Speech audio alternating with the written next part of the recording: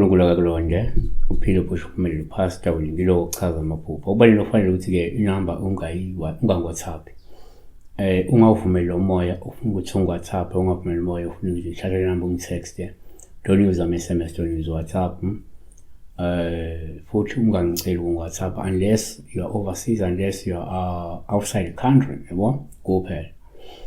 So ngona ekuseni isona sathi kongasebenzisa ukufona.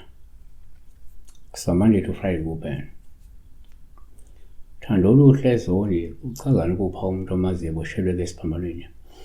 Akabingeleli mina kuyangixaka ngiyangifisa ukuthi engathi ngangena ekhanda lomuntu ngibuke lapha ebuchoreni ukuthi unani lapha yenza ukuthi umuntu athi abuze afuna ukuthi umphendule kodwa ahluleke ukubingelela, ahluleke ukucela.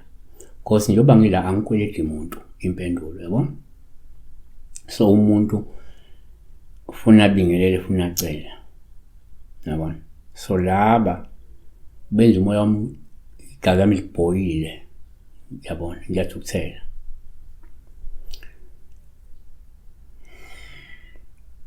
Uphupha umuntu esesiphambanweni, a person was crucified like Jesus Christ. Ubebethelwe esiphambanweni njengoJesu. Naku esingakusho. Number 1. Ngokujwayelekile uma nje uphupha umuntu, uphawu olungaba oluhle uma ebethelwe esiphambanweni.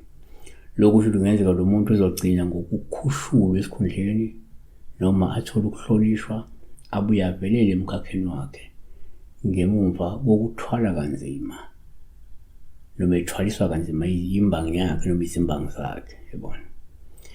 Livamile ukufika leli kumuntu ngoba kukhona ukuthuthuka nokuphumelela nokuvelela nokuhlonishwa umuntu angakuthola emveni kokuthi eke wathwala kanzima ngenxa yabanye abantu, yabona.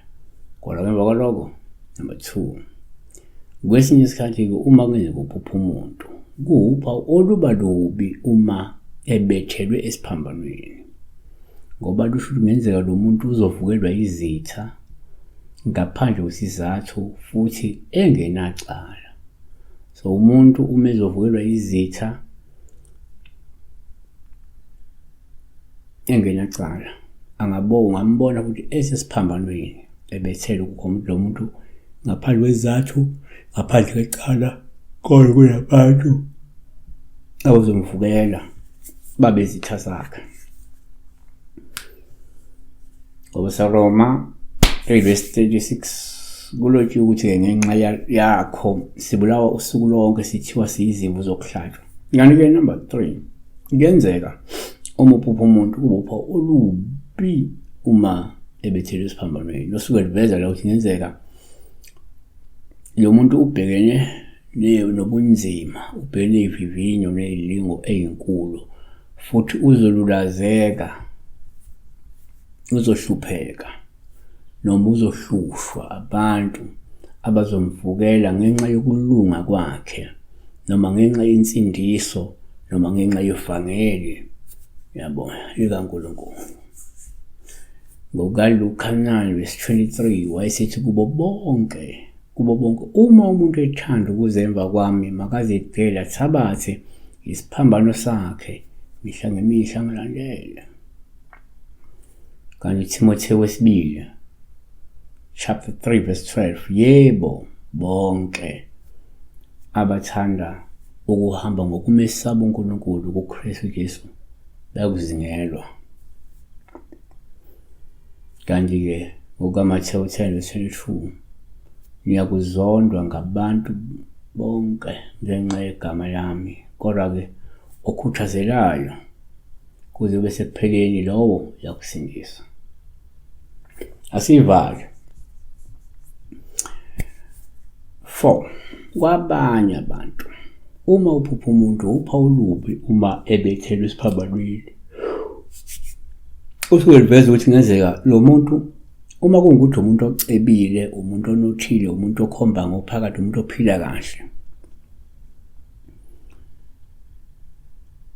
angase alahlekelwe ingcebo, angase aphelelwe yisithunzi noma angahlambazeke.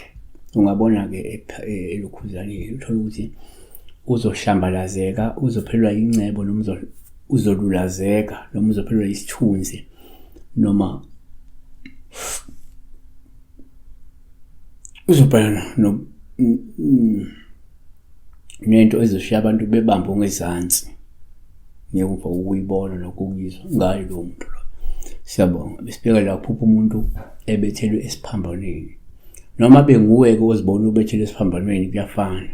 If you see yourself being crucified on a cross, or if you see someone being crucified on a cross, ilokhu singakusho. Lokho-ke sikwazi. Siyabonga.